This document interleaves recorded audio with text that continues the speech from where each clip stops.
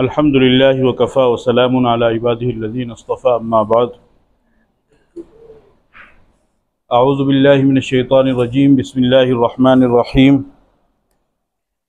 इन्नल्लज़ीना कज़्ज़बू बिआयातिना वस्तकबरू अन्हा ला तुफ़त्तहु लहुम अब्वाबुस समा व ला यदख़ुलूनल जन्नता हत्ता यलिजल जमलु फ़ी सम्मिल ख़ियात व कज़ालिका नज्ज़िल मुजरिमीन। वक़ाल नबी सल्लल्लाहु तबारक व तआला अलैहि वसल्लम जद्दिदू ईमानकुम। क़ालू कैफ़ नुजद्दिदु ईमानना या रसूलल्लाह? क़ाल बिज़िक्रि ला इलाहा इल्लल्लाह औ कमा क़ाल अलैहि सलातु वस्सलाम। मेरे मोहतरम बुज़ुर्गों और दोस्तों और मुअज़्ज़ज़ उलमाए किराम,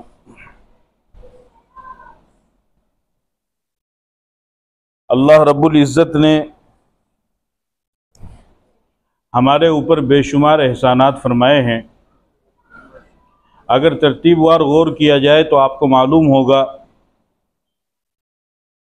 कि कदम कदम पर बड़े बड़े इनामात अल्लाह ताला ने अपने फ़ज़ल व करम से हमें अता फरमाए हैं।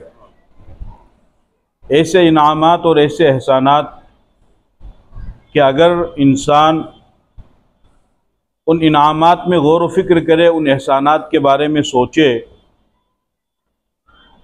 तो वो अगर उन इनामात और एहसानात के बदले में सारी ज़िंदगी भी शुक्र अदा करता रहे, सच्ची और हकीकी बात तो ये है कि उसके बावजूद भी अल्लाह के उन इनामात और एहसानात का शुक्र अदा नहीं किया जा सकता है, उसका हक़ भी अदा नहीं हो सकता है।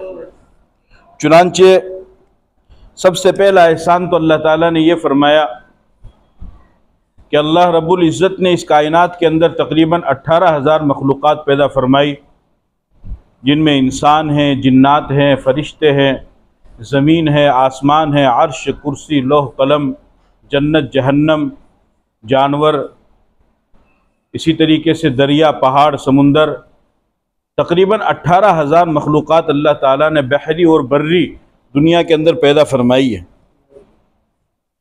अब अगर अल्लाह चाहता तो हमें इंसान ना बना करके दूसरी किसी भी मखलूक में पैदा कर देता, हमारा उसके बारे में कोई भी इख्तियार नहीं था। अगर अल्लाह चाहता हमें जानवर बना देता, और जानवरों में भी हलाल जानवर भी हैं, हराम जानवर भी हैं। कुछ जानवर ऐसे हैं कि जिनको इज़्ज़त की निगाह से देखा जाता है, एहतराम की निगाह से देखा जाता है, और कुछ जानवर ऐसे हैं कि जिनके जिस्म का कुछ हिस्सा नापाक है, उसका थूक नापाक है, उसकी राल नापाक है, उसका पसीना नापाक है, जैसे कुत्ता है। और कुछ जानवर ऐसा है कि वो पूरा का पूरा खुद नजीसुल आइन है, यानी अव्वल से लेकर आखिर तक पूरा का पूरा वो नापाक है, जैसे खिंजीर है। तो जानवरों में भी बेशुमार किस्म के जानवर है। अगर अल्लाह चाहता उनमें से हलाल जानवर में से बना देता, या फिर हराम जानवर में से बना देता, और हराम जानवर में से भी खुदा न खास्ता अगर अल्लाह चाहता तो उस नजीसुल आइन में भी बना देता कि जिसको देखकर और जिसका तज़किरा सुनकर लोग नफ़रत करते हैं, घिन आती लोगों को। लेकिन अल्लाह पाक ने अपना फ़ज़ल और करम फरमाया कि अल्लाह पाक ने खुलासा मुतलक हमें किसी भी जानवर में से नहीं बनाया, बल्कि इंसान बनाया। फिर इंसानों में हज़ारों की तादाद में हज़ारों मज़हब को मानने वाले इंसान दुनिया के अंदर हैं। जो अल्लाह को मानते हैं वो भी इंसान है, जो नहीं मानते वो भी इंसान है। उनको मुल्हिद और दहरिया कहा जाता है, जो अल्लाह की ज़ात का इनकार करते हैं। और फिर उसमें बहुत सारे ऐसे हैं कि जो किसी रिसालत का इनकार करते हैं और कोई रिसालत को मानते हैं। तो अल्लाह रब्बुल इज़्ज़त ने अपना करम और फजल ये फरमाया कि उन इंसानों में अल्लाह ताला ने हमें ईमान की दौलत अता फरमाई, वरना लाखों की तादाद में आज भी ऐसे इंसान हैं कि जो अल्लाह की ज़ात को मानते ही नहीं है, खुले तौर पर मुल्हिद और दहरिया है, और वो साफ तौर पर अल्लाह की ज़ात का इनकार करते हैं। बल्कि साइंसदानों में एक बहुत बड़ा साइंसदान गुजरा है, उसने अपना एक नज़रिया पेश किया, डार्विन उसका नाम है। उसने ये कहा कि इंसान तो पहले बंदर था, बंदर से तरक्की करते करते फिर ये इंसान बना है। तो इस तरीके से जब एक बहुत बड़ा साइंसदान उसका ये नज़रिया है, और एक साइंसदान का नज़रिया ये है कि ये दुनिया एक धमाके से धमाका हुआ और उसके बाद ये दुनिया तामीर हो गई। हालांकि हम सब इस बात पर यकीन रखते हैं कि दुनिया के निज़ाम को अल्लाह ने बनाया है और तरतीब से सारी चीज़ों को बनाया है, और धमाका होने के बाद तो हमेशा हर जगह तखरीब होती है, तामीर तो होती नहीं है, लेकिन उसने अपना ये नज़रिया पेश किया। इस तरीके से हज़ारों नहीं बल्कि लाखों की तादाद में ऐसे लोग हैं कि जो इन चीज़ों को पढ़ते हैं, इन चीज़ों को सुनते हैं, इन चीज़ों को देखते हैं, या इंसानों के ऊपर दुनियावी हालात के आने को देखते हैं कि इंसान भूख की वजह से मर रहा है, इंसान गुर्बत की वजह से मर रहा है, इंसान परेशानियों की वजह से मर रहा है, इंसान कोई पूछने वाला नहीं है, और तो वो ये कहते हैं कि इसका मतलब ये है कि कोई खुदा ही नहीं है। लेकिन अल्लाह का फजल और करम है कि अल्लाह ताला ने हमें उन लोगों में से बनाया कि हमें ईमान की दौलत अता फरमाई। हम अल्लाह की ज़ात का भी इकरार करते हैं, रसूल की रिसालत का भी इकरार करते हैं, और आखिरत का भी इकरार करते हैं। और फिर उसके बाद उससे भी आप आगे चलें, ईमान वालों में भी बहुत से लोग ऐसे हैं कि जिनको अल्लाह ताला ने मुख्तलिफ ज़माने में मुख्तलिफ तबक़ात में पैदा फरमाया। हज़रत नूह अलैहिस्सलातु वस्सलाम पर ईमान लाने वाले भी ईमान वाले हैं, इब्राहीम अलैहिस्सलातु वस्सलाम पर ईमान लाने वाले भी ईमान वाले कहलाए, हज़रत ईसा अलैहिस्सलाम के हाथों पर ईमान लाने वाले भी ईमान लाने वाले कहलाए। इस तरीके से पिछले जितने भी पैगम्बर गुजरे हैं उन तमाम पैगम्बरों के दस्ते मुबारक पर ईमान लाने वाले, उनको मोमिन कहा जाता है, मुस्लिम कहा जाता है। लेकिन अल्लाह ताला ने हमें सय्यदुल अंबिया ताजदार मदीना सरकार दो आलम रहमत दो आलम जनाब मोहम्मद रसूलुल्लाह सल्लल्लाहु अलैहि वसल्लम की उम्मत के अंदर पैदा फरमाया। यह अल्लाह का बहुत बड़ा एहसान है। और नबी पाक सल्लल्लाहु अलैहि वसल्लम की उम्मत में पैदा फरमा करके अल्लाह ताला ने हमें ईमान की दौलत भी अता फरमाई और कलीमे की दौलत भी अता फरमाई। ये बहुत बड़ी दौलत है जो अल्लाह ताला ने हमें अता फरमाई है कि अल्लाह ने अपना नाम लेने के लिए और अपना जिक्र करने के लिए हम लोगों को मुंतखब किया है। और इसका एहसास और इसकी अहमियत हमें इस वजह से नहीं है कि चूंकि हमने कभी इस चीज़ की तरफ तवज्जो नहीं दी और हमें इस चीज़ को हासिल करने के लिए मेहनत नहीं करनी पड़ी। और जाहिर सी बात है कि इंसान को जो चीज़ मुफ्त में हासिल होती है, फ्री में हासिल होती है, तो उसकी तो कदर व कीमत बिल्कुल भी नहीं होती है। वरना जिन लोगों ने जानें लगाई, जिन लोगों ने कुर्बानियाँ दी, जिन लोगों ने अपने घर बार को उजाड़ा, अपनी बीवी बच्चों को यतीम किया और हिजरत करने पर मजबूर हो गए और अपनी सारी तिजारत को पीछे डाल दिया, अपने सारे बिजनेस को पीछे डाल दिया, अपने सारे कारोबार को पीछे डाल दिया, और सिर्फ अल्लाह और उसके रसूल की खातिर, रज़ा की खातिर उन्होंने हर चीज़ को, हर कुर्बानी को पेश किया। सही माना में तो ईमान की दौलत और कलीमे की लज्जत और हलावत उन लोगों को नसीब हुई। चुनांचे नबी पाक सल्लल्लाहु अलैहि वसल्लम को अल्लाह ताला ने दुनिया के अंदर मबऊस फरमाया, और अल्लाह ताला ने पैगंबर को मबऊस फरमाने के बाद मक्का के अंदर आपकी विलादत हुई। 40 साल तक आप मक्का वालों के दरमियान में रहे। 40 साल तक अल्लाह ताला ने आपको कोई नबूवत अता नहीं फरमाई। जिस तरीके से और लोग थे उसी तरीके से आप भी रहा करते थे, लेकिन शर्म व हया और अखलाक हसना, इन तमाम चीज़ों का पहले से ही अल्लाह ताला ने आपको नमूना बनाया था, पहले से ही। यहाँ तक कि जब आप अलैहिस्सलातु वस्सलाम की विलादत मुबारका हुई तो आपका चचा अबू लहब, उसको पता चला कि हमारे यहाँ हमारा भतीजा पैदा हुआ है, मोहम्मद उसका नाम है, तो उसने बहुत खुशियाँ मनाई, अपनी बांदियों को आज़ाद किया, मिठाइयाँ तकसीम की और ऐलान किया कि मेरे भतीजे जैसा खूबसूरत अगर कोई हो पूरे अरब के अंदर तो ला करके मिसाल पेश करे। ऐसी खुशियाँ उसने मनाई। अबू जहल खुश हुआ, सब लोग खुश हुए। आप बड़े हुए, आप उनके दरमियान में रहे। जब 40 साल और 6 माह की आपकी उम्र हुई तो आप अलैहिस्सलातु वस्सलाम इबादत करने के लिए गार हिरा में जाया करते थे। तकरीबन नबूवत मिलने से 6 महीना पहले की बात है, और गार हिरा में आप अल्लाह की इबादत किया करते थे। एक मरतबा जब आप गार हिरा में तशरीफ़ फरमा थे, उस वक्त अचानक एक फ़रिश्ता आपके सामने आया, और वो फ़रिश्ता कौन था? हज़रत जिब्राइल अलैहिस्सलातु वस्सलाम। वो आपके सामने आया और उसने आपको भींचा, आपको पकड़ा और फिर उसने कहा इकरा, पढ़ो। आप अलैहिस्सलातु वस्सलाम ने फरमाया मा अना बिकारिन, मैं तो पढ़ा हुआ नहीं हूं। उसने दोबारा यही किया, फिर तिबारा उसने यही किया। आपने फरमाया मुझे तकलीफ हो रही है, मैं पढ़ा हुआ नहीं हूं। जब तीसरी मरतबा उसने भींचा तो उसने कहा इकरा बिस्मि रब्बिकल लज़ी खलक़ खलक़ल इंसान मिन अलक़ इकरा व रब्बुकल अकरम अल्लज़ी अल्लम बिल क़लम अल्लमल इंसान मा लम यअलम। ये इब्तिदाई 5 आयतें हैं कुरान करीम की जो सबसे पहले नाजिल हुई कि अपने रब के नाम से पढ़ो जिसने पैदा किया है, इंसान को पैदा किया एक लोथड़े से। पढ़ अपने पाक परवरदिगार के नाम से कि जो बाइज्जत है, जिसने इंसान को कलम का इल्म सिखाया है और इंसान को वो इल्म दिया कि जिसका इंसान को इल्म ही नहीं था। अल्लमल इंसान मा लम यअलम, जिसकी इंसान को मालूमात ही नहीं थी। चुनांचे आप अलैहिस्सलातु वस्सलाम ने ये मंजर देखा तो चूंकि एक नया मामला हुआ था और एक नई शक्ल और सूरत और हयात आपके सामने जाहिर हुई थी तो आप घबरा गए। चुनांचे आप घर पे तशरीफ़ लाए और इस हाल में तशरीफ़ लाए यरजुफु फुआदुहु, कि आपका दिल धड़क रहा था, आपका दिल धड़क रहा था। आपने हज़रत खदीजा रज़ी अल्लाह ताला अन्हा से फरमाया कि मेरे साथ ऐसा ऐसा मामला हुआ है, मुझे चादर उड़ाओ। चुनांचे आप अलैहिस्सलातु वस्सलाम को चादर उड़ाई गई और फिर आप अलैहिस्सलातु वस्सलाम से जब थोड़ा सा खौफ ख़त्म हुआ तो हज़रत खदीजा रज़ी अल्लाह ताला अन्हा ने फरमाया कि आपको घबराने की बिल्कुल भी ज़रूरत नहीं है। हज़रत खदीजा ने क्या फरमाया कि आपको घबराने की बिल्कुल भी ज़रूरत नहीं है। फ़क़ाल कल्ला वल्लाहि मा युख़ज़ीक अल्लाहु अबदा, ये बुखारी की रिवायत है कि आप बिल्कुल भी परवाह ना करें, आप बिल्कुल भी ना घबराएं, अल्लाह आपको कभी भी जलील और रुस्वा नहीं करेगा, हरगिज नहीं करेगा। जबकि अभी तो आपको नबूवत मिली, अहकामात कुछ भी नहीं मिले।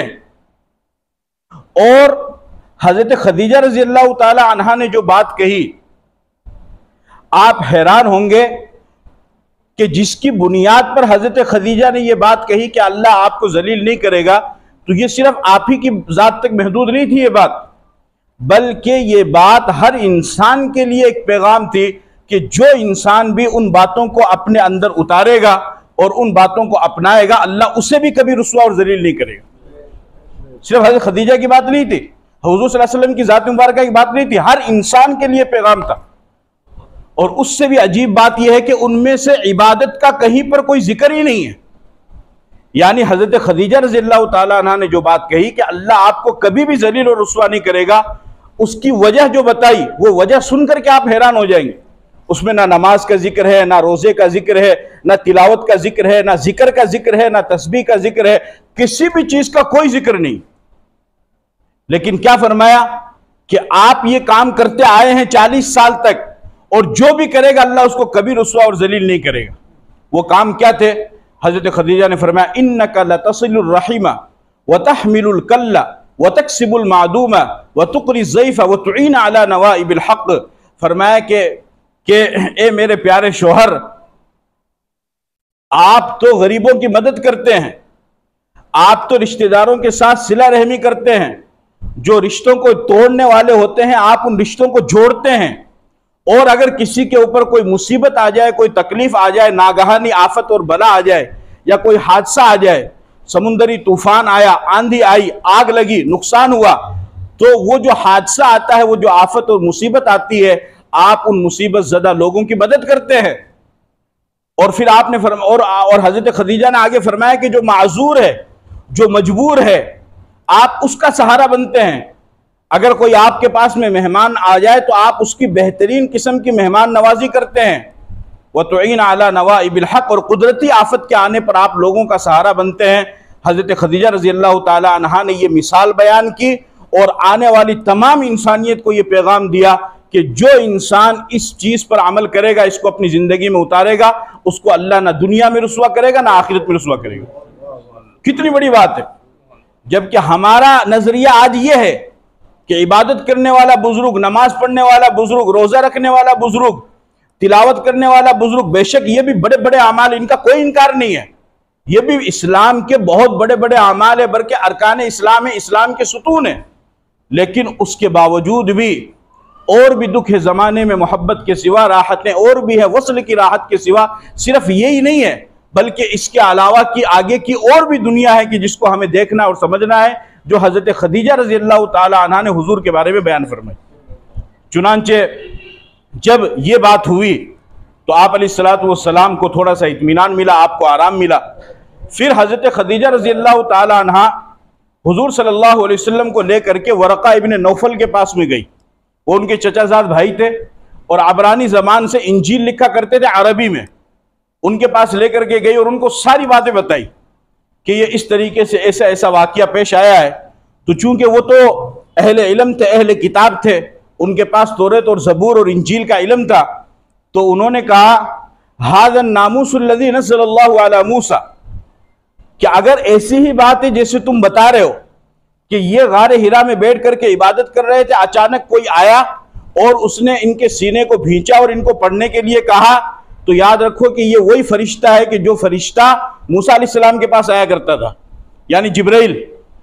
फिर उस शख्स ने एक बात कही, उसने कहा, वो मुसलमान नहीं था, उसने कहा या लैतनी फीहा जज़अन या लैतनी अकूनु हय्यन इज़ युखरिजुका कौमुका, कि काश मैं उस वक्त ताकतवर होता, मजबूत होता, काश मैं उस वक्त पहलवान होता, काश उस वक्त मेरे जिस्म में ताकत और सकत होती कि मैं आपकी मदद करता, और काश के मैं उस वक्त जिंदा होता। कब?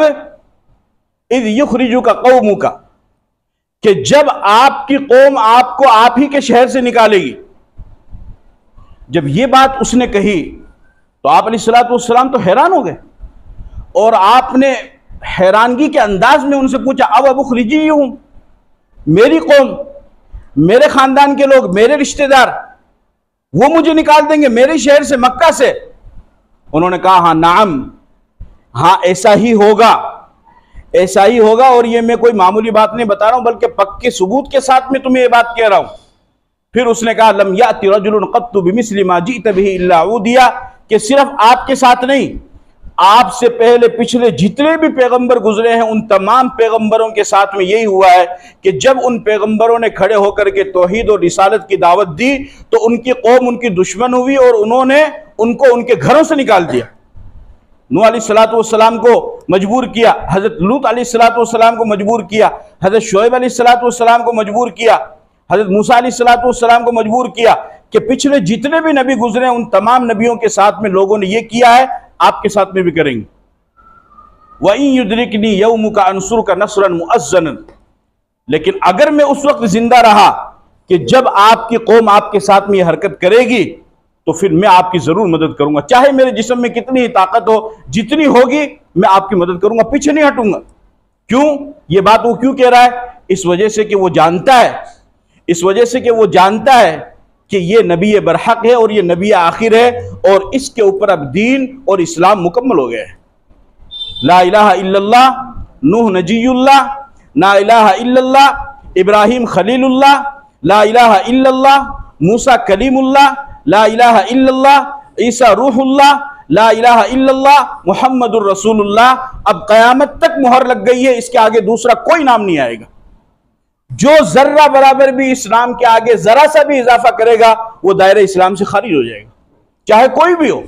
अकबर बादशाह ने अपने ज़माने में ये कलीमा कहलवाया था, लोगों की बातों में आकर के, कुछ मुल्लाओं की बातों में आकर के ला इलाहा इल्लल्लाह मुहम्मदुर रसूलुल्लाह अकबर खलीफतुल्लाह शेखुल हिंद मुजद्दिद अल्फसानी रहमतुल्लाह अलैह, सर सैयद अहमद सरहिंदी रहमतुल्लाह अलैह खड़े हुए और उन्होंने उस जड़ को मिटाया। लोगों ने कोशिश की अपने तौर पर, लेकिन ला इलाहा इल्लल्लाह मुहम्मदुर रसूलुल्लाह अब क़यामत तक इसके आगे कुछ भी नहीं लगेगा। जिसको कामयाबी चाहिए उसको इसी कलीमे का इकरार करना पड़ेगा और इसी को मानना पड़ेगा। यह क़यामत तक के लिए फैसला हो चुका है, दूसरा कोई नाम नहीं आएगा। चुनांचे वो कहने लगा कि मैं आपकी मदद करूंगा, लेकिन हुआ क्या, उसका इंतकाल हो गया। उसके इंतकाल होने के बाद में फिर आप अलैहिस्सलातु वस्सलाम को नबूवत मिली और भी हालात आए। अल्लाह ने फरमाया या अय्युहल मुद्दस्सिर कुम फअंज़िर व रब्बका फकब्बिर, कि चादर को हटाओ, या अय्युहल मुज़म्मिल कंबली को, अपनी कंबल को हटाओ, खड़े हो जाओ, इनको डराओ और अपने रब की बड़ाई इनके सामने बयान करो। जब ये बात आप अलैहिस्सलातु वस्सलाम को कही गई, आप बड़े परेशान हुए, आप घबराए हुए आए हज़रत खदीजा रज़ी अल्लाह ताला अन्हा के पास। हज़रत खदीजा रज़ी अल्लाह ताला अन्हा आपकी सबसे चहीती बीवी है, और सबसे पहली बीवी है और सबसे चहीती बीवी भी है, और उनके इंतकाल के बाद फिर जो आपकी सबसे चहेती बीवी हुई वो उम्मुल मोमिनीन हज़रत आयशा रज़ियल्लाहु ताला अन्हा हुई, इल्म की वजह से, हुस्न की वजह से नहीं, इल्म की वजह से। और उनका निकाह भी अल्लाह ने करवाया। आज लोग एतराज़ करते हैं, एतराज़ की कोई ज़रूरत नहीं, अल्लाह ने निकाह करवाया। जिब्राइल लेकर के आए थे पैगाम कि अल्लाह ने इनके साथ आपका निकाह किया। चुनांचे हज़रत खदीजा रज़ियल्लाहु ताला अन्हा ने आपका बहुत साथ दिया, ऐसे वक्त में साथ दिया कि जिस वक्त में कोई साथ देने वाला था ही नहीं। चुनांचे जब आप अलैहिस्सलातु वस्सलाम को यह कहा गया तो आपने हज़रत खदीजा से फरमाया कि खदीजा, मुझे अल्लाह ने हुक्म दिया है कि मैं लोगों को कलिमे की, तौहीद की और रिसालत की दावत दूं। कौन मेरी बात सुनेगा और कौन मेरी बात मानेगा? मैं किसको कहूं, किसको बताऊं? हज़रत खदीजा रज़ियल्लाहु ताला अन्हा ने फरमाया, अंत अव्वल मन तदउ व अना अव्वलु मन उस्तुजीब, कि अल्लाह के रसूल आपको घबराने की जरूरत नहीं है, आप पहले इंसान होंगे कि जो कलिमे की दावत देंगे और मैं पहला इंसान होऊंगा कि जो आपकी दावत को कबूल करूंगी। यानी औरतों में सबसे पहले हज़रत खदीजा रज़ियल्लाहु ताला अन्हा ने इस्लाम कबूल किया। चुनांचे इतना उन्होंने आपका साथ दिया। तो एक मौके पर हज़रत खदीजा रज़ियल्लाहु ताला अन्हा ने सवाल किया कि अल्लाह के रसूल, वरक़ा इब्न नौफल ने यह बात कही थी तो उनका क्या हुआ, वो ईमान तो नहीं लाए? तो अल्लाह के नबी सल्लल्लाहु अलैहि वसल्लम ने इरशाद फरमाया कि मैंने वरक़ा इब्न नौफल को ख्वाब में देखा है कि उन्होंने सफ़ेद लिबास पहन रखा है, और फिर आप अलैहिस्सलातु वस्सलाम ने फरमाया कि उस सफ़ेद लिबास की बरकत से मुझे ये उम्मीद है कि अल्लाह ने उनको माफ़ करके उनको जन्नत में दाखिल कर दिया है। हाँ, क्योंकि सफ़ेद ख्वाब में किसी मरहूम को सफ़ेद लिबास में देखना, ये इस बात की आम तौर पर इस बात की अलामत होती है कि अल्लाह ने उसके लिए मग़फ़िरत कर दी है। ये बहुत बड़ी बात। इसलिए आप अलैहिस्सलातु वस्सलाम ने फरमाया, अलबिसु सियाबल अबयज़ फ़इन्नहा अत्यबु अतहरु वकफ़िनु फ़ीहा मौताकुम। फरमाया कि सफ़ेद लिबास पहना करो, इसलिए कि सफ़ेद लिबास बहुत पाकीज़ा और साफ सुथरा होता है। यहां तक कि अपने मुर्दों को भी सफ़ेद लिबास में कफन दिया करो कि अल्लाह के दरबार में जब वो पहुंचे तो दूसरा कोई कलर ना हो, बल्कि सफ़ेद लिबास में वो अल्लाह के दरबार में पहुंचे, अल्लाह के सामने पहुंचे। लेकिन अफसोस की बात है कि आज हमारी उम्र 30 साल, 40 साल, 50 साल, बल्कि 70-80 साल गुजर गई, एक जोड़ा भी सफ़ेद लिबास हमारे पास में नहीं, एक जोड़ा भी नहीं। जबकि इसका हुक्म है कि सालिहीन के लिबास को इख्तियार किया जाए। या बनी आदम खुज़ू ज़ीनतकुम इंद कुल्ली मस्जिद, कि जब मस्जिद में जाने की तैयारी करो तो जीनत को इख्तियार करो और सालिहीन के लिबास को इख्तियार करो।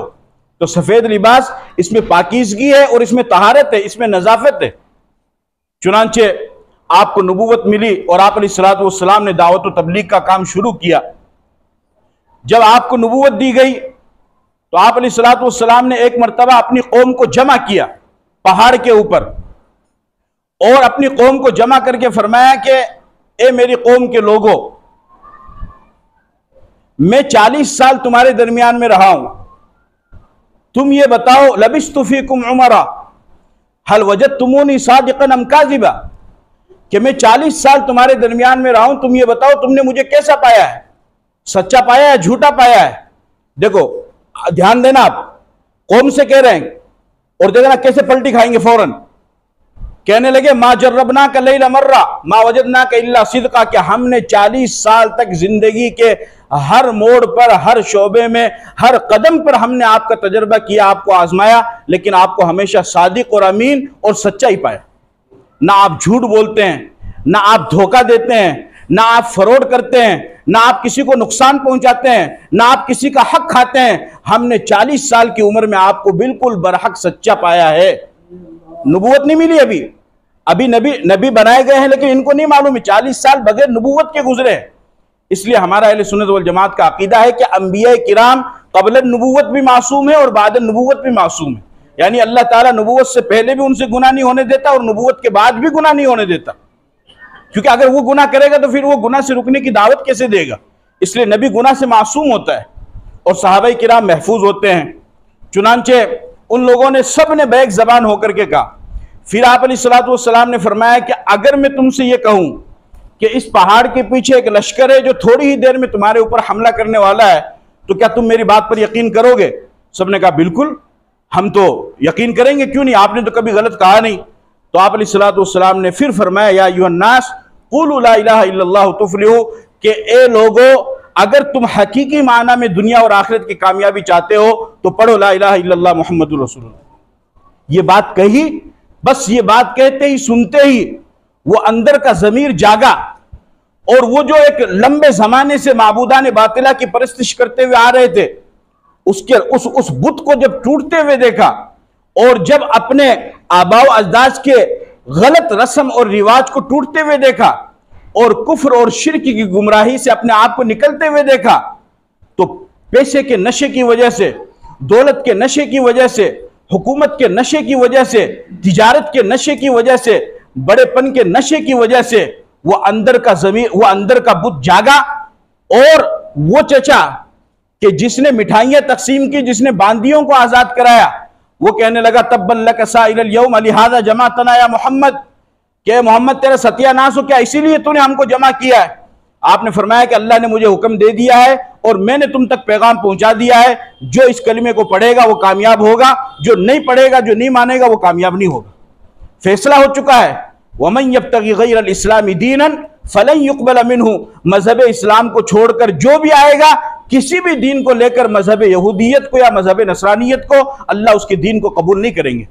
अगर कामयाबी चाहिए, अगर अल्लाह की रजा चाहिए, अगर जन्नत का दाखिला चाहिए, तो तुम्हें मजहब इस्लाम को कबूल करना पड़ेगा, क्योंकि यही आखिरी मजहब है और यही बरहक मजहब है और यही सच्चा मजहब है और यही नजात दिलाने वाला मजहब है। इसके अलावा दूसरा कोई भी मजहब, चाहे पिछलों में हो या आगे कोई अपनी तरफ से बना ले, वो नजात दिलाने वाला नहीं है। चुनांचे लोग आपके दुश्मन हो गए और आपको कत्ल करने की, आपको सताने की, आपको तकलीफ देने की, उन्होंने जो जो साजिशें कर सकते थे उन साजिशों को किया। यहां तक कि कुरान ने बयान किया, सिर्फ आपको महदूद रखने की या जो है आपके ऊपर आपको थूकने की, आप पर ताना कसने तक की बात नहीं थी, आप पर लानत करने तक की बात नहीं थी, आपके ऊपर सिर्फ हंसने तक की बात नहीं थी, बल्कि कुरान तो यहां तक कहता है कि उन लोगों ने यह भी मशवरा किया कि इस मोहम्मद को इस शहर से निकालो, नहीं तो फिर यह करो कि इसको कत्ल ही कर दो। वही यमकुरु बिकल्लज़ीना कफरू लियुस्बितूका औ यक़्तुलूका औ युख़रिजूक, या तो बेड़ी में डालो या फिर इसे शहर से निकालो या फिर इसे कत्ल कर दो।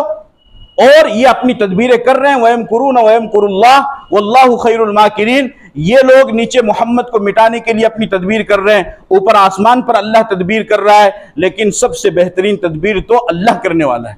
इनकी तदबीर कोई काम आने वाली नहीं है, कुछ काम नहीं आएगी। चुनांचे उन्होंने क्या नहीं किया, दारुन नदवा के अंदर मीटिंग हुई कि मोहम्मद का क्या किया जाए, राय दो। एक ने कहा ये करो, एक ने कहा ये करो, एक ने ये कहा। शैतान आया इंसान की शक्ल में, शैतान कहने लगा कि मोहम्मद से अगर छुटकारा चाहते हो उसकी एक ही सूरत है कि नऊजुबिल्लाह उसको कत्ल कर दिया जाए। अबू जहल ने मोहर लगा दी कि हाँ ये बिल्कुल सही राय है, इसी के मुताबिक अमल होगा। कत्ल कौन करेगा? अगर किसी एक शख्स ने कत्ल किया तो कुरैश का जो खानदान है, तो उनका खानदानी और रिश्तेदारी का जो खून है वो खून जागेगा, तो उसका बदला कौन चुकाएगा? बदला नहीं चुका सकेंगे। लिहाजा एक काम करो, किसास में किसी दूसरे को कत्ल भी नहीं किया जाएगा, हम सब मिलकर के, चंद लोग मिलकर के जाते हैं और उनको कत्ल कर देते हैं, तो नाम किसी एक का कातिल का आएगा नहीं, किसास नहीं दिया जाएगा, रहा खून बहा, दियत अदा करनी होगी तो वो दियत हम लोग मिलकर अदा कर देंगे। का ठीक है, क्या किया जाए कि घर के बाहर खड़े हो जाओ। अबू बकर सिद्दीक रज़ियल्लाहु ताला अन्हु को आपने फरमाया कि सवारी को तैयार करना और हमें कल हिजरत करना है। जिब्राइल ने सारी बातें आकर के बताई, चुनांचे घर के बाहर खड़े हो गए। हज़रत अली रज़ियल्लाहु ताला अन्हु को आपने अपने बिस्तर पर सुलाया और फरमाया कि अली ये कुछ लोगों की अमानतें हैं, मक्का वालों की, सुबह ये अमानतें उनको दे देना और फिर मुझसे मदीना में आकर के मुलाकात कर लेना। अब आप अंदाजा लगाओ, हज़रत अली कोई मामूली चीज नहीं है। अक़ज़ाहुम अली, सबसे बड़े चीफ जस्टिस और सबसे बड़े काजी, सबसे बड़े मुंसिफ, और अली अलीयुन बाबुल इल्म, क्या अली तो इल्म का दरवाजा है। समझ गए? अल्लाह के नबी ने इरशाद फरमाया कि अली तो इल्म का दरवाजा है। और हजरत उमर ने बेशुमार मकामात पर फरमाया लौला अली लहलक उमर, कि अगर इस मौके पर अली मेरी रहनुमाई ना करते तो उमर हलाक हो जाता। तो यह नहीं कि हजरत अली को कुछ मालूम, हजरत अली को सब चीजें मालूम थी। तहज्जुद का वक्त गुजरा, अब हजरत अली रज़ियल्लाहु ताला अन्हु सो गए। उन्होंने देखा कि आप फजर के लिए निकलेंगे, तहज्जुद के लिए आप निकले ही नहीं। सुबह का वक्त हुआ तो फिर वो खैरियत मालूम करने के लिए गए। उस जमाने में दुश्मन की आदत थी कि वो दुश्मन को ललकार के थे, घर पे जाकर के हमला नहीं करते थे। ये तो नामर्दी की अलामत है कि आप पीछे से हमला करो, अगर ताकत है तो सामने आके हमला करो। उस जमाने में दुश्मन में भी ये बात थी, ललकारते थे दुश्मन को, गैरत दिलाते थे कि अगर अपनी माँ का दूध पिया है तो बाहर आओ, अगर तेरा खानदान इतना बड़ा है तो बाहर आओ। लेकिन घुस कर क्या, आज तो उल्टा हो गया है। तो बहरहाल उन्होंने ललकारा, आप अलैहिस्सलाम नहीं निकले। सुबह के वक्त में जब अंदर दाखिल हुए तो हजरत अली रजी अल्लाह ताला अन्हु को उन्होंने देखा कि वो बिस्तर पे सोए हुए हैं। तो कहने लगे कि अली तुम्हें कहा, मोहम्मद कहाँ गया, मुझे क्या मालूम कहा, तुम यहां सोए हुए तुम्हें मालूम नहीं है? बोला मुझे तो सब मालूम है। और हजरत अली फरमाते हैं कि उस रात मुझे बिस्तर पर ऐसी बेहतरीन नींद आई कि जिंदगी में कभी नींद ही नहीं आई। उसकी वजह क्या थी? दुश्मन ने कहा तुम डरे नहीं? कहा मैं क्यों डरता? कहा क्यों नहीं डरे, तुम्हें दिख नहीं रहा इतने सारे लोग तलवार लेकर के खड़े? अली ने कहा कि मुझसे मेरे नबी ने कहा था ये मक्का के लोगों की कुछ अमानतें हैं, सुबह को अदा करना और फिर मेरे पास मदीने में आकर के मुझसे मुलाकात कर लेना। जब मेरे नबी ने अपनी ज़बान मुबारक से ये बात कह दी तो मुझे यकीन हो गया था कि जब तक मैं मदीना जाकर नबी से मुलाकात नहीं करूंगा मलकुल मौत मेरे पास नहीं आएगा। तुम मेरा क्या बिगाड़ोगे? कैसा यकीन, कैसा ईमान कि तुम मेरा क्या करोगे। चुनांचे आप अलैहिस्सलाम ने मुट्ठी में कंकरी ली और कंकरी लेकर के उस पर सूरह यासीन की एक आयत पढ़ी, वजअलना मिन बैनि अयदीहिम सद्दन व मिन खल्फिहिम सद्दन फअग़शयनाहुम फहुम ला युबसिरून, और उसको यूं फेंका, दुश्मन अपनी आंखों को मलते रहे और आप अलैहिस्सलाम उनके दरमियान में से निकल गए। अल्लाह ने यूं बचाया। फिर गारे सोर के अंदर जब गए तो वहां पर अल्लाह ताला ने आपकी हिफाजत फरमाई। तो आप अलैहिस्सलाम को परेशान किया गया, क्या कुछ मामला आपके साथ में नहीं किया गया? जब आप अलैहिस्सलाम मक्का वालों से मायूस होकर के ताइफ गए कि शायद वो लोग मेरी बात को सुनेंगे, तो उन्होंने तो आपको और भी ज्यादा नाउम्मीद किया। और कौन सा वो काम था कि जो वो नहीं कर सकते थे, उन्होंने आपको परेशान करने के लिए किया, यहां तक के कुत्ते छोड़ दिए।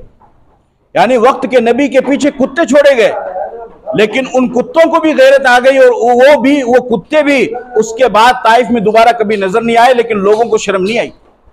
ताइफ दो पहाड़ों के दरमियान में, पहाड़ का फरिश्ता आया, उसने आकर के कहा कि या रसूल अल्लाह इस सारे माजरे को अल्लाह ताला ने देखा है, अगर आप इजाजत दें, अल्लाह ताला ने जिब्राइल आए कि ये पहाड़ का फरिश्ता है, अल्लाह ने आपको इख्तियार दिया है, आप इजाजत दो, दोनों पहाड़ों को मिलाएंगे और इनको खत्म कर देंगे।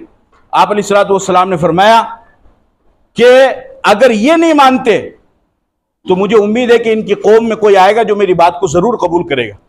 चुनांचे ताइफ का जो कबीला था वो सकफी था, और फिर वही लोग उन्होंने इस्लाम कबूल किया। और हमारे इस सरहद के अंदर उस वक्त के आज़ाद हिंदुस्तान में जब तकसीम नहीं हुआ था, उस वक्त वही लोग यहाँ पर इस्लाम लेकर के आए और उनके जरिए से यहाँ के लोगों ने इस्लाम कबूल किया और कलीमा पढ़ा। तो ये कलीमा है जो हमको दिया गया है, ये ईमान है जो हमको दिया गया है, ये अल्लाह का नाम है जो हमको दिया गया है। अल्लाह पाक हर किसी को अपने नाम लेने के लिए नहीं चुनता है, अल्लाह पाक हर किसी को अपना जिक्र करने के लिए नहीं चुनता है। इसको मामूली मत समझिए आप, ये बहुत बड़ी बात है, ये बहुत बड़ी बात है कि जब तक ये नहीं होगा उस वक्त तक इंसान जन्नत में नहीं दाखिल हो सकता है। इन्नल्लज़ीना कज़्ज़बू बिआयातिना वस्तकबरू अन्हा ला तुफ़त्तहु लहुम अब्वाबुस समा वला यदखुलूनल जन्नह हत्ता यलिजल जमलु फी सम्मिल खियात। गैर ईमान वाला जन्नत में कब दाखिल होगा? कि जब सुई का जो नाका होता है, छोटा सा सुराख होता है, उस सुराख में से जब ऊंट गुजर जाएगा उस वक्त गैर ईमान वाला जन्नत में दाखिल हो जाएगा। लेकिन उस सुराख में से ऊंट गुजरेगा नहीं और गैर ईमान वाला जन्नत में जाएगा नहीं। इसलिए कि जन्नत के लिए अल्लाह ताला ने ये लगा दी है जिम्मेदार, मोहर लगा दी है कि जन्नत में वही जाएगा कि जिसके दिल के अंदर ईमान होगा, और जिसके दिल में ईमान नहीं होगा वो जन्नत में नहीं जा सकता है। जर्रा बराबर भी अगर ईमान किसी के दिल के अंदर होगा तो वो अपने गुनाहों की सजा पाकर के एक ना एक दिन जरूर जन्नत में दाखिल हो जाएगा।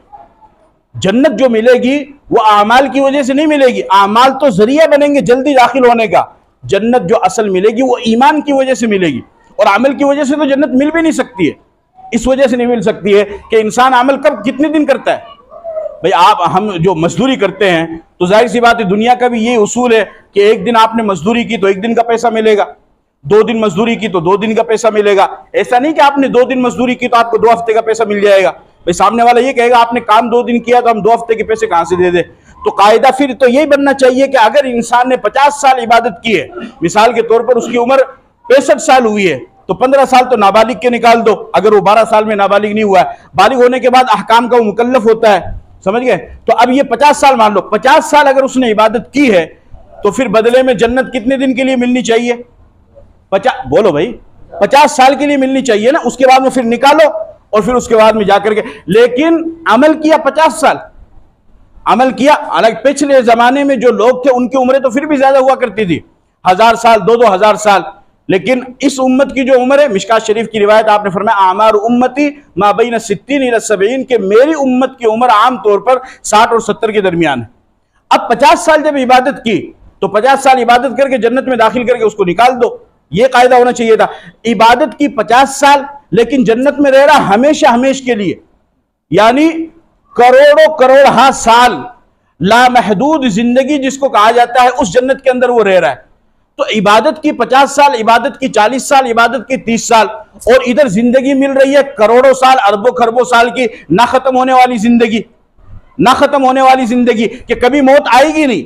जब जन्नतियों को जन्नत में दाखिल किया जाएगा, जहन्नमियों को जहन्नम में दाखिल किया जाएगा, तो मौत को, मलकुल मौत को नहीं, मौत को एक मेंढे की शक्ल में लाया जाएगा और मेंढे की शक्ल में ला करके मौत को ज़बह कर दिया जाएगा कि आज के बाद अब किसी को मौत नहीं आएगी।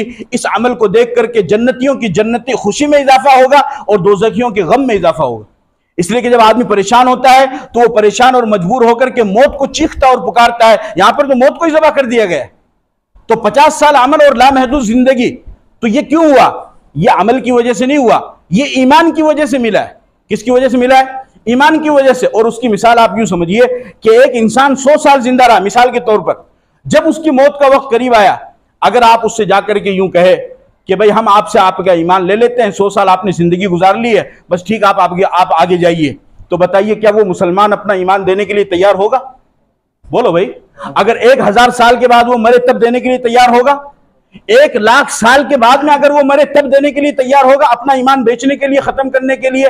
तो मालूम हुआ कि अगर कोई मुसलमान 1 नहीं, 1000 नहीं, 1,00,000 नहीं, 1 करोड़ नहीं, अरबों खरबों साल भी जिंदा रहे, उसके बाद में अगर कोई उससे यूं कहे कि हम तुम्हारे ईमान को ले लेते हैं, तुम हमें दे दो, तो पक्का ईमान वाला कभी भी अपने ईमान को नहीं देगा। वो अरबों खरबों साल अपने ईमान के साथ ही जिंदा रहना चाहता है। ये चूंकि अरबों खरबों साल अपने ईमान को अपने साथ रखना चाहता है, तो इस वजह से अल्लाह ताला इस ईमान की बरकत से इसको जन्नत में भी अरबों खरबों साल रखेंगे। लामहदूद जिंदगी जिसको कहा जाता है, खत्म ना होने वाली जिंदगी। जन्नत में दाखिल होते ही 4 ऐलान होंगे कि आज के बाद तुम जवान रहोगे, कभी बुढ़ापा नहीं आएगा। आज के बाद तुम सेहतमंद रहोगे, कभी बीमारी नहीं आएगी। आज के बाद तुम जिंदा रहोगे, कभी तुम्हारे ऊपर मौत तारी नहीं होगी। और आज के बाद तुम हमेशा एक साथ में रहोगे, कभी तुम्हारे साथ में जुदाई नहीं होगी। जन्नत में जाने वाली हर चीज मौत पर छूटेगी। जन्नत में साथ में जाने वाली इंसान की 2 चीजें, उनमें से एक ईमान है और दूसरा निकाह। कि ईमान इंसान के साथ में जाएगा और जिस बीवी को रजामंदी के साथ दुनिया में छोड़ करके गया है, वो बीवी भी जन्नत में अल्लाह ताला उसको साथ में अता फरमाएंगे। और वो जो हूर अल्लाह ताला अता फरमाएंगे कि जिनकी खूबसूरती को अल्लाह ताला ने बयान फरमाया, लौ अन्ना इम्राअतम मिन अहलिल जन्नति ला ताअत मा बैनहु, कि आप अलैहिस्सलातु वस्सलाम ने फरमाया कि जन्नत की औरत को जो अल्लाह ताला ने बनाया है, अगर वो अपने दोपट्टे को सिर्फ हवा में लहरा दे तो उसके दोपट्टे के लहराने से ऐसी खुशबू पैदा होगी कि पूरी दुनिया के अंदर खुशबू ही फैल जाएगी, कभी बदबू नहीं हो। इब्ने माजा की रिवायत है। आपने फरमाया कि जन्नत की औरत को अल्लाह ने ऐसा बनाया है कि अगर वो अपनी जबान से थूक दे, वो थूकते नहीं है इसलिए कि थूक ऐब है, तो जन्नती औरतों की जबान में थूक नहीं होगा, लेकिन वो हूर अगर थूक दे तो आपने फरमाया कि 7 समुद्र कड़वे हैं वो मीठे हो जाए। और ऐसे खूबसूरत अल्लाह ने बनाया है कि चलते हुए पिंडलियां सामने वाले को नजर आएगी। और लेकिन वो चाहे जितनी भी ज्यादा खूबसूरत हो, उन सबसे ज्यादा खूबसूरत इंसान की ये दुनिया वाली बीवी होगी। कौन होगी? ये दुनिया वाली। सहाबा किराम रिज़वानुल्लाह ताला ने पूछा कि या रसूल अल्लाह ये कैसे? तो आप अलैहिस्सलातु वस्सलाम ने फरमाया लिसलातिहिन्ना व सियामिहिन्ना व ज़कातिहिन्ना, कि जन्नती औरत को अल्लाह ने नूर से बनाया, उसने अमल कोई नहीं किया है। इस दुनिया की औरत ने, अल्लाह ने इसको बेशक मिट्टी से बनाया, लेकिन इसने दुनिया में नमाजें पढ़ी, इसने रोजे रखे, इसने ज़कात अदा की, इसने सदक़ात अदा किए, इसने नेक अमाल किए। इन नेक अमाल की बरकत से अल्लाह इनको खूबसूरती भी देगा और उन सब हूरों का सरदार भी बना देगा। क्यों बनाएगा? अमाल की वजह से। तो ईमान ये एक ऐसी चीज है कि जिसकी वजह से इंसान को जन्नत हासिल होगी। और ये सबसे बड़ी इंसान के लिए खुशकिस्मती की बात है कि अल्लाह ताला उससे राजी होकर के उसको जन्नत नसीब करे। ये ईमान ताज़ा कैसे होगा? चुनांचे आप अलैहिस्सलातु वस्सलाम ने फरमाया हदीस के अंदर, जद्दिदु ईमानकुम, कि अपने ईमान की तजदीद करो, अपने ईमान को ताज़ा करो। पौधे को लगाकर अगर उसको छोड़ दिया जाए, उसको पानी ना दिया जाए, तो वो पौधा सूख जाएगा, वो खुश्क हो जाएगा और उस पर सब्जी और हरियाली उसके ऊपर नहीं आएगी। आपने फरमाया कि इसी तरीके से ईमान मिलने के बाद जब इंसान इस ईमान पर मेहनत नहीं करता है तो फिर ये ईमान भी सूखता है, ये पौधा भी सूखता है, इसके ऊपर भी जंग लगता है और इसके ऊपर भी खुश्की आती है।